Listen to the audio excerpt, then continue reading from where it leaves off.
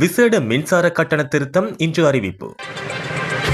2026ஆம் ஆண்டிற்கான முன்மொழியப்பட்ட விசேட மின்சார கட்டண திருத்தம் இன்று அறிவிக்கப்படவுள்ளதாக பொது பயன்பாடுகள் ஆணைக்குழு தெரிவித்துள்ளது.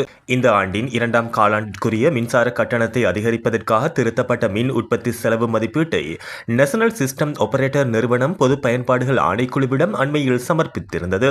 எரிபொருள் விலை அதிகரிப்பால் மின் உற்பத்திக்கான செலவு உயர்ந்துள்ளமையே இந்த மின்சார கட்டண அதிகரிப்பு கோரிக்கைக்கு காரணமாக கூறப்பட்டுள்ளதுடன் இது தொடர்பான வாய்மூல கருத்து தெரிவிக்கும் சந்தர்ப்பமும் அண்மையில் நிறைவடைந்தது.